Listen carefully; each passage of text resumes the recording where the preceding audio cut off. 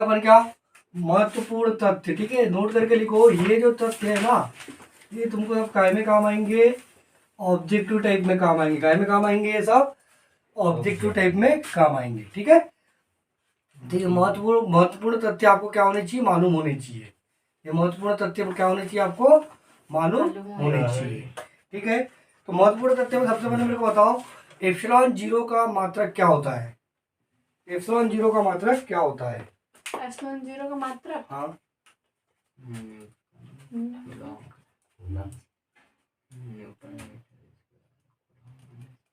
Epsilon zero है क्या? निर्वात की विद्युतशीलता। निर्वात की विद्युतशीलता है। इसका मात्रक क्या होता है? ऐसा ही मात्रक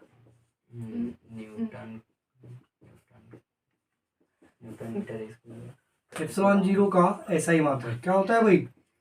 अबे बहुत ही ऊपर हो गए। कूलाम का वर्ग न्यूटन मीटर का वर्ग होता है। कूलाम का वर्ग प्रति न्यूटन मीटर का वर्ग। अब देखो कैसे निकालना है इसको, यदि अगर भूल जाते हो तो देखो, अपन ने पढ़े क्या पढ़े? एफ बराबर क्या होता है? 1/4 epsilon naught Q1 Q2 upon R square होता है आर स्क्वायर। यहाँ से अपने को का मात्रक निकालना है एप्सिलॉन जीरो का। तो एप्सिलॉन जीरो बराबर क्या हो जाएगा? अगर इसको मैं यहाँ लाता तो एप्सिलॉन जीरो बराबर क्या हो जाएगा? Q1 Q2 upon are square. 1/4 तो क्या है? आपकी नियत राशि, इसका कोई मात्रक नहीं होगा ना। अब देखो Q1 क्या है? आपका आवेश है, क्या हो जाएगा? कूलाम। Q2 भी क्या है? आपका आवेश है, क्या हो जाएगा? कूलाम। मतलब हो जाएगा कूलाम का वर्ग, हो जाएगा कूलाम का वर्ग, ठीक है। और सॉरी, ये एफ लाने का भूल गया, एफ यहाँ लिख दो, ये वाला एफ यहाँ पर आ गया। एफ का मात्रक क्या होता है? न्यूटन। ये हो गया न्यूटन, ठीक है। इसको लिख देते हैं संकेत में, कूलाम का वर्ग ये हो गया न्यूटन, और ये क्या हो गया? आर मतलब मीटर स्क्वायर। तो क्या? कूलाम स्क्वायर प्रति न्यूटन मीटर स्क्वायर। निकल गया मात्रक। इस तरीके से आप निकाल सकते हैं, ठीक है। यदि आपसे मात्रक याद नहीं है तो इस तरीके से भी निकाल सकते हो। ये फार्मूला आपको याद रखना पड़ेगा, कुछ तो याद रखना पड़ेगा ना, तभी तो कुछ होगा। नहीं तो बस तुम बोलो कि यार बिना कुछ याद, ऐसा नहीं होता भाई, है दुनिया। तुम बोले कि बिना हाथ पर मारे आदमी महान बन जाए, तो ऐसा नहीं होता है ना। तुम बोलो कि बिना हाथ पर मारे 75% बन जाए, तुम्हारा तो फिर इसी प्रकार का 75 बन जाए, तो ऐसा नहीं होता है ना। बहुत पढ़ना पड़ता है, तो कम से कम ये तो भी तरीका सीख लो। अब यहीं से देखो, इस तरीके से एक और फायदा, एक तो आपको क्या मिल गया? ऐसा ही मात्रा। दूसरा चीज, एप्सिलॉन जीरो का विमीय सूत्र। एप्सिलॉन जीरो का विमीय सूत्र, एप्सिलॉन जीरो का विमीय सूत्र क्या होता है? अब देखो, विमीय सूत्रों को रटने की जरूरत नहीं है, यहीं से विमीय सूत्र भी बन जाएगा। देखो कैसे, एप्सिलॉन बराबर क्या है आपका? Q1 Q2 upon F R square है। Q1 क्या है आपका? आवेश। आवेश का विमीय सूत्र क्या होता है? हाँ, 80 होता है। गुड, 80, ठीक है। इसके बाद बल का क्या होता है विमीय सूत्र? MLT-2, okay. और आर स्क्वायर मतलब क्या है? ये मीटर। तो लंबाई के लिए क्या हो जाएगा? एल का स्क्वायर हो जाएगा, ये बन गया ए से विमीय सूत्र। अब देखो ये क्या हो जाएगा आपका? ए और ए, तो ए का वर्ग हो जाएगा, टी का वर्ग हो जाएगा। इधर क्या हो जाएगा आपका? एम हो जाएगा। एल पर कितना हो जाएगा? ए वर्ग है, और ये एल पर क्या हो जाएगा आपका? एल का वर्ग है। एल का वर्ग और एल कितना हो जाएगा? एल पर 3 हो जाएगा, उसके बाद टी पर -2 है, तो इसको टी पर -2 से रख दो। ओके, हो गया। अब इसको मैं जस्ट पलटा देता हूँ। पलटा मतलब क्या हो जाएगा? ई का वर्ग हो जाएगा, टी का वर्ग हो जाएगा, गुणा में जब लेकर आऊंगा तो एम पर काय की घात हो जाएगी? -1 की घात हो जाएगी। एल पर काय की घात हो जाएगी? -3 का घात हो जाएगा, ठीक है। और टी पर कितने घात हो जाएगा? +2 का घात हो जाएगा, टी पर +2 का घात। तो इसका मात्रक क्या? विमीय सूत्र क्या निकल जाएगा? एम पर -1, एल पर -3, टी पर 2 2 4, और ए का वर्ग। ये निकल गया एप्सिलॉन जीरो का मात्रक, निकल गया। हो गया मात्रा बोल तो सर विमीय सूत्र, ठीक है। तो ये निकल गया एप्सिलॉन जीरो का विमीय सूत्र, और ये निकल गया मात्रक, सिर्फ इस फार्मूले की सहायता से। अब याद रहेगा, IMP है तो बड़े विमीय सूत्र को ऐसे ही याद करना है आपको। अभी आगे मैं जब दिखाते जाऊंगा तो पता चल जाऊंगा, ठीक है। तो बड़े विमीय सूत्र को इसी तरीके से याद रखना है, जो आउट ऑफ टच है, ठीक है। जम गया कहानी कि धातु का पराविद्युतांक, कितना होता है भाई? धातु का पराविद्युतांक कितना होता है?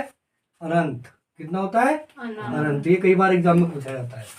उसके बाद चौथा, वायु का पराविद्युतांक।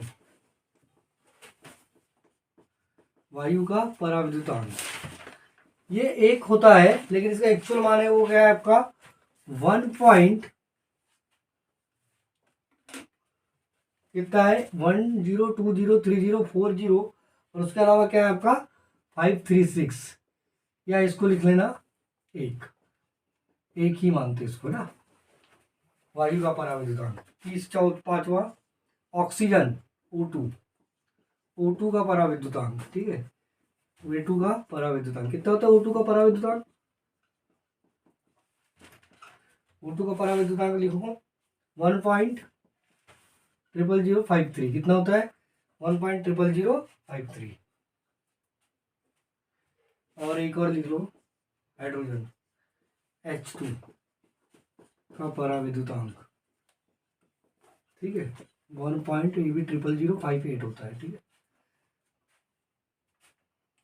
मेरे को बताओ इन दोनों में बड़ी राशि कौन सी है? इन दोनों में, उसको तो छोड़ दो, इन दोनों में बड़ी राशि कौन सी है?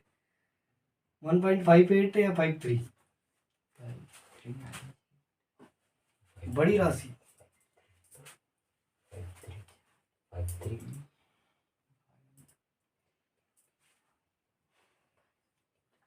दो क्वेश्चन इसे तो बड़ी राशि कौन सी है?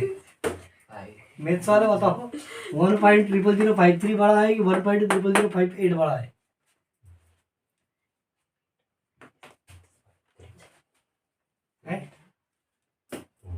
अच्छा एक बार बताओ मेरे को 1.53 बड़ा होगा या 1.58 बड़ा होगा?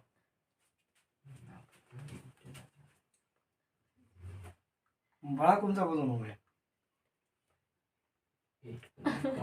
चलो एक और ये बताओ 0.53 बड़ा होगा या 0.58 बड़ा होगा?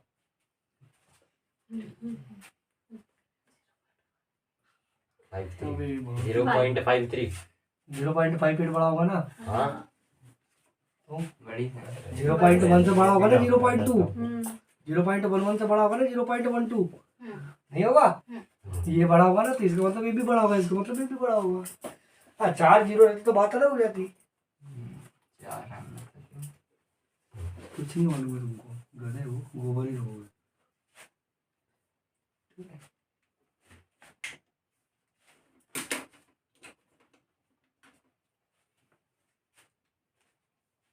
ऐसा कई बार ना कंपटीशन एग्जाम में पूछता है, ऐसे माराते 0.8325, 0.8336, 0.832724, 0.8320। आप बताओ बोले तीनों में सबसे बड़ा मान कौन सा है?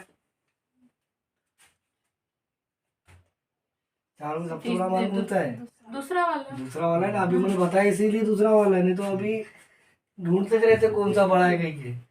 ये इसको बताते हैं तुम लोग, किसको? ये इसको निकाले कुछ उन्होंने बता दिया, इसीलिए तो ऐसे ही आते हैं गवर्नमेंट एग्जाम में, कभी देना दोगे तब पता चलेगा। ऐसे ही पूछता है कौन सी भिन्न बड़ी है, फिर ऐसा निकालना पड़ता है, फिर बाद दिमाग लगाना पड़ता है, इतना टाइम नहीं रहता, बहुत जल्दी करना पड़ता है। देखो अगला लिखो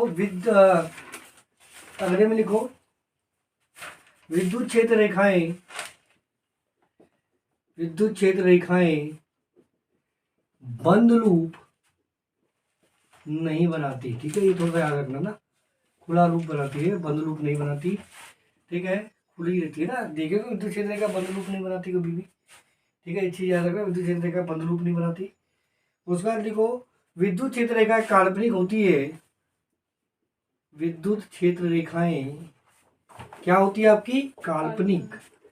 काल्पनिक होती है, लेकिन इनके द्वारा प्रदर्शित क्षेत्र,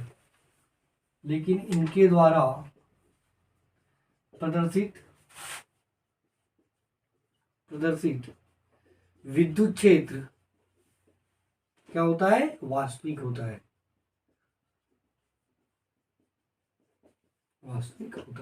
ठीक है। 9वां पॉइंट बहुत ज्यादा IMP है, 9वां और 10वां पॉइंट ये एग्जाम में आपको पूछे जाते हैं, हमेशा पूछे जाते हैं न्यू टाइप में एक बिंदु आवेश द्वारा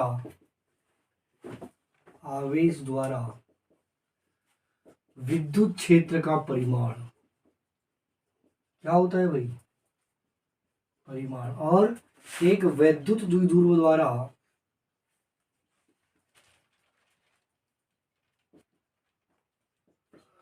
विद्युत क्षेत्र है, विद्युत क्षेत्र का परिमाण, क्षेत्र का परिमाण क्या होता है भाई?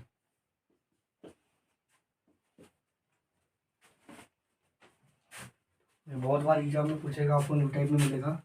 ई प्रपोजनल 1/r², ई प्रपोजनल 1/r³। ठीक है, ई प्रपोजनल 1/r², ई प्रपोजनल 1/r³। एक वैद्युत द्विध्रुव पर नेट आवेश कितना हो सकता है? नेट आवेश कितना होता है? शून्य होता है। कितना होता है? शून्य होता है। परंतु विद्युत क्षेत्र शून्य नहीं हो सकता। ठीक है, विद्युत क्षेत्र शून्य नहीं होता, शून्य नहीं होता। ठीक है, यहाँ तक उतार लो, इसके आगे भी देखते हैं, है ना। कहाँ तक हो गए थे? 11 तक हो गया था। 12 देखो, वैद्युत द्विध्रुव आघूर्ण की दिशा, वैद्युत द्विध्रुव आघूर्ण की दिशा ऋणावेश से धनावेश की ओर होती है। किधर होती है?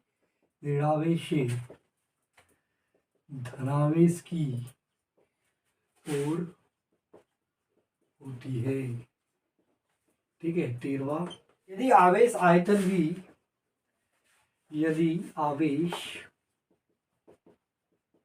आयतन V में समान रूप से वितरित है, में समान रूप से, क्या बोलता है? पहली बात तो वैद्युत द्विध्रुव आघूर्ण की दिशा कैसी होती है? ऋणावेश से धनावेश की ओर, याद रखना आपको। और यदि आवेश आयतन V में कैसा हो? समान रूप से वितरित हो। वितरित हो मतलब फैला हुआ हो, बटा हुआ हो। वितरित हो तो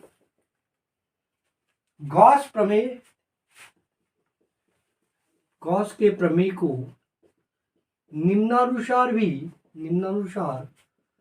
लिखा जा सकता है। लिखा जा सकता है। कैसा लिख सकते हैं भाई? लिखा जा सकता है। कैसा लिख सकते हैं अपन? गॉस प्रमेय क्या होता है आपका? बंद समाकलन। गॉस प्रमेय के अनुसार क्या होता है? Q/ε0, यहाँ vector E dot vector ds ये रहता है आपका। ये किसके बराबर हो जाएगा? ये V आयतन के लिए, ये काय के लिए रहता है? सरफेस के लिए रहता है। ये किसके लिए? आयतन के लिए। और यहाँ हो जाएगा रो इंटू dV। dV मतलब आयतन में परिवर्तन को दर्शाएगा। और रो क्या होता है? आवेश घनत्व। जहां रो बराबर क्या होता है आपका? आवेश घनत्व। ठीक है, रो क्या होता है आपका? आवेश घनत्व। यदि किसी गॉसीय पृष्ठ में क्या रख दिया जाए? में गॉसीय पृष्ठ के अंदर क्या रख दिया है? वैद्युत द्विध्रुव रख दिया जाए। क्या रख दिया जाए? वैद्युत द्विध्रुव रख दिया जाए तो इससे गुजरने वाला संपूर्ण विद्युत फ्लक्स क्या होता है? शून्य होता है। क्या होता है? शून्य होता है। ठीक है। 15, किसी खोखले गोले के अंदर विद्युत क्षेत्र कितना होता है? शून्य होता है ना। ये तो याद है तुमको। ठीक है, तुमको लिखाने की जरूरत नहीं। तो ये थे तुम्हारे कुछ महत्वपूर्ण तथ्य। ठीक, ये तुम्हारे न्यू टाइप्स यही से पूछे जाएंगे। जितनी डिटेल कराई गई है अध्याय 1 में, उतनी पूरी डिटेल क्या करनी है? आपको पढ़ लेनी है। ठीक है, विथ न्यू टाइप सही, ताकि तुम्हारा ये चैप्टर क्या हो जाए? अच्छे से हो जाए। तो इसको जाके घर में अच्छे से रिवाइज करो, पढ़ो और अपने दिमाग में बैठा लो। ठीक है, खोपड़े के अंदर, है ना, ताकि तुम लोग क्या कर सके? आने वाले एग्जाम में अच्छा कर सके। ठीक, मिलते हैं फिर कल।